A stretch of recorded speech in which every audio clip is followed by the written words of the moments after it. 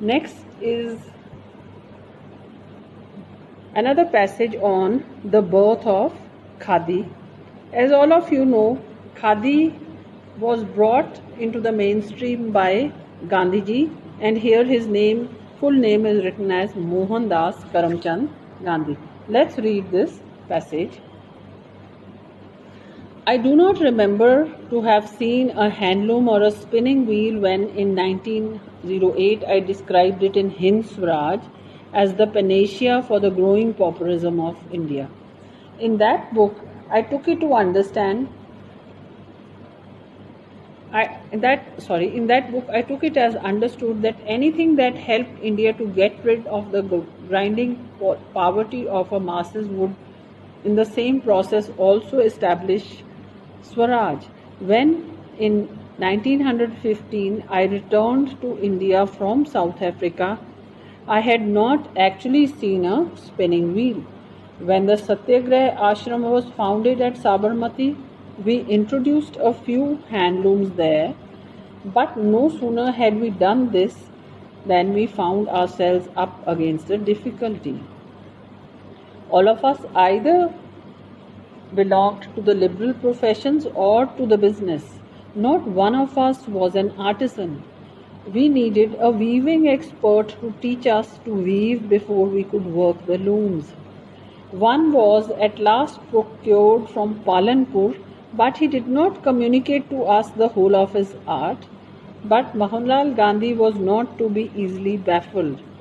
Possessed of a natural talent for mechanics, he was fully able to master the art before long, and one after another several new weavers were trained up in the ashram.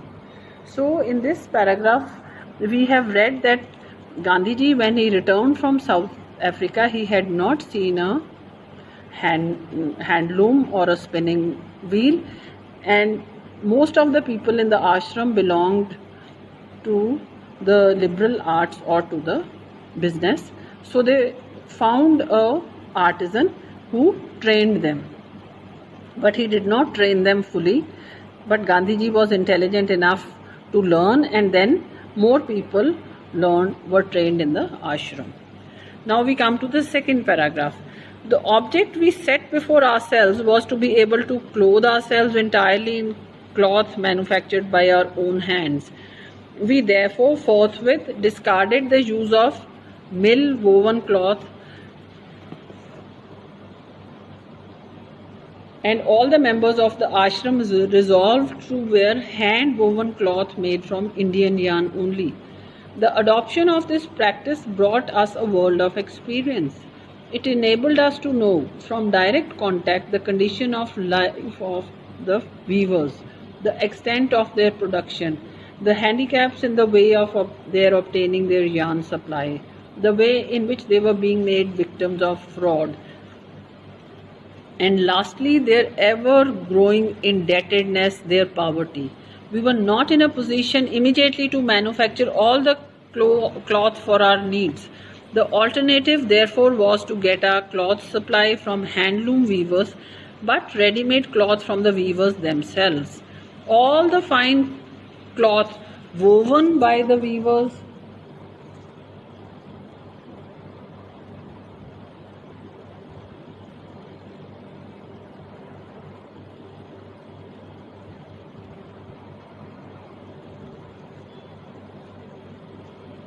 was from a foreign yarn, since Indian mills did not spin the counts.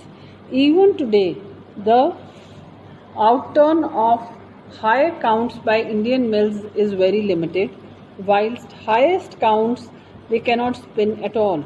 It was after the greatest effort that we were able at last to find some weavers who condescended to weave Swadeshi yarn for us, and only on condition that the ashram would take up all the cloth that they might produce.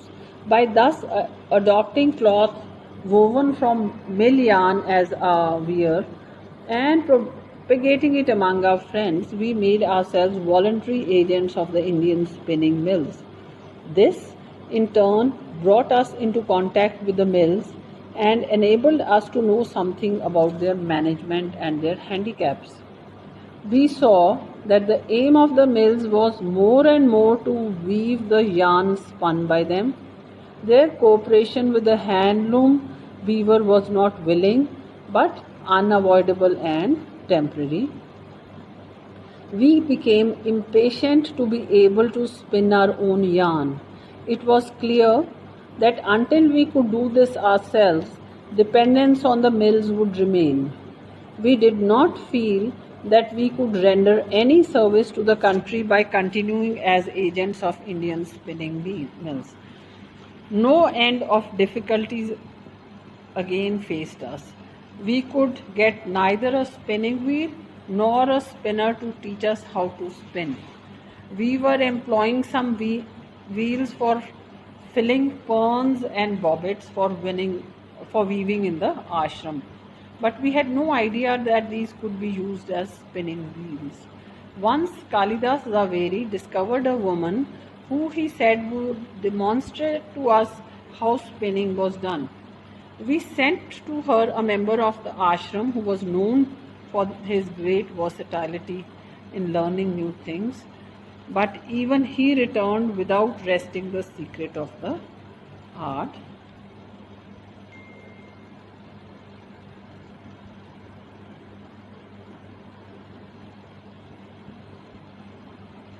So the time passed on and my impatience grew with the time. I plied every chance visitor to the ashram who was likely to possess some information about hand spinning with questions about the art. But the art, being confined to women and having been all but exterminated, if there was some stray spinner somewhere still surviving, only a member of the same sex was likely to find out her whereabouts. In the year 1917, I was taken by my Gujarati friends to preside at the Bloch Educational Conference. It was here that I discovered that remarkable lady Ganga Behan Majumdar. She was a widow, but her enterprising spirit knew no bounds. Her education, in the accepted sense of the term, was not much, but in courage and common sense she entirely surpassed the general run of our educated women. She had already got rid of the curse of untouchability and fearlessly moved among and served the suppressed classes.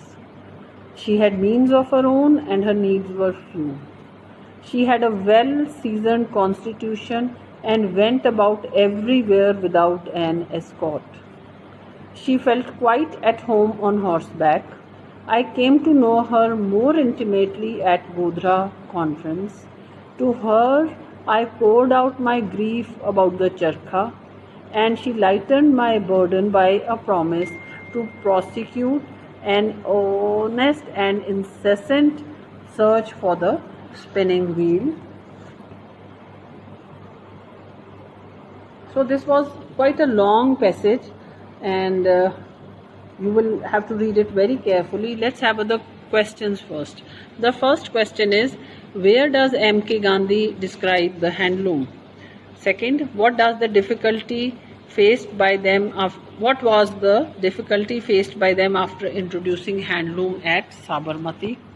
What does Gandhi mean by word of experience? What object did they set before themselves? What did they do to achieve it? What was M.K. Gandhi's opinion about Ganga Behan? And then there are vocabulary questions. First of all, first question is, where does M.K. Gandhi describe the handloom? I think the answer is in the first paragraph, where he says, I do not remember to have seen a handloom or a spinning wheel when in 19 I described it in his Swaraj as the panacea for the growing pauperism of India. So your answer will be that Gandhiji first describes it in the first paragraph, where he says it will be the panacea for the growing pauperism of India. So the answer is over here.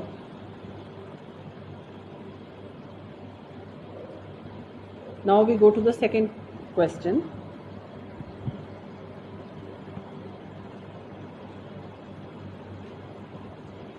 Which is, what was the difficulty faced by them after introducing handloom at Sabarmati?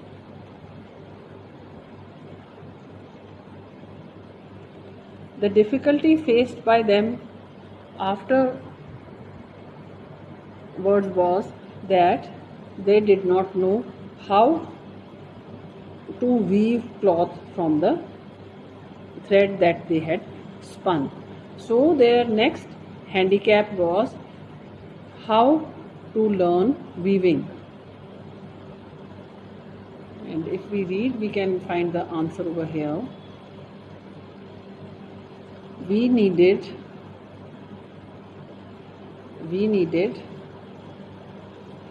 a weaving expert to teach us to weave before we could work the looms. So this was the problem that was faced by them.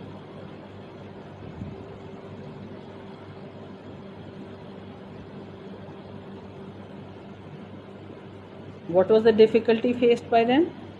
The difficulty faced by them was that they did not know how to weave cloth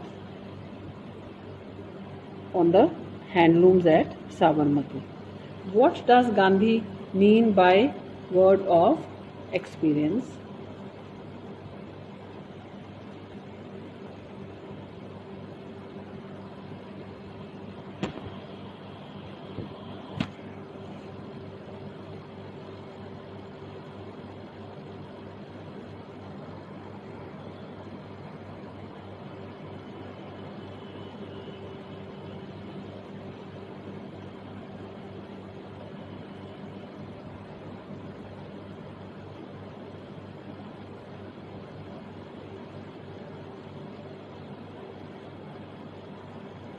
So please read through the second and third paragraph and we look for the answer there.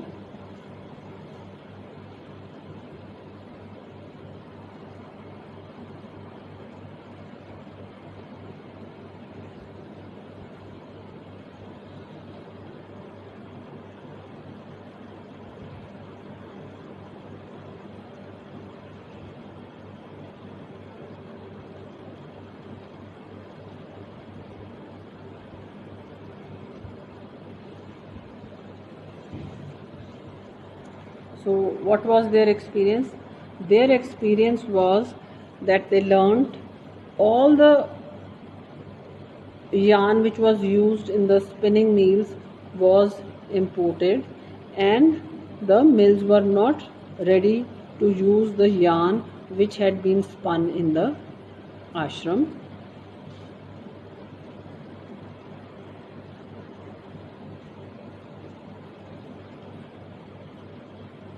Fourth question is, what object did they set before themselves? What did they do to achieve it? The object that they set for themselves was to finally get cloth made from their own cotton which they had spun. And they did try to do this, but the spinning mills were not happy doing it. They did not want to do that. It was a very temporary thing, and that was when Gandhiji realized that they will have to start doing that job also in the ashram itself.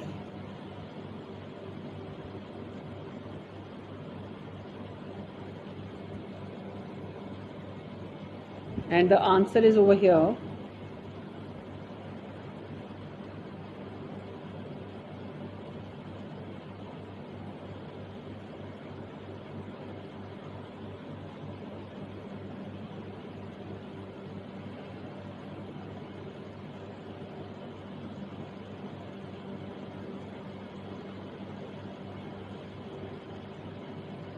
We saw that the aim of the mills was more and more to weave the yarn spun by them. Their cooperation with the handloom weaver was not willing. It was very temporary and unavoidable. We became impatient to spin our own yarn. It was clear that until we could do this ourselves, dependence on the mills would remain.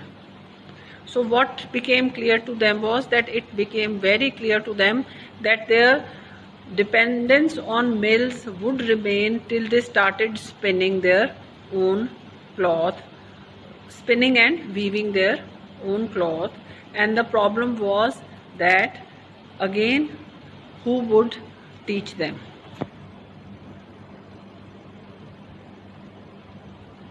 What was M.K. Gandhi's opinion about Gangabain Majumdar?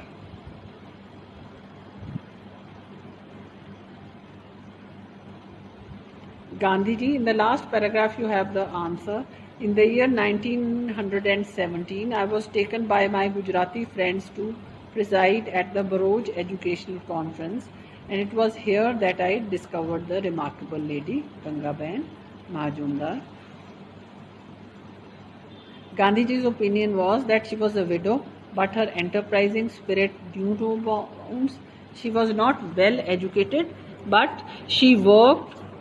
She had overcome untouchability and worked with the society there.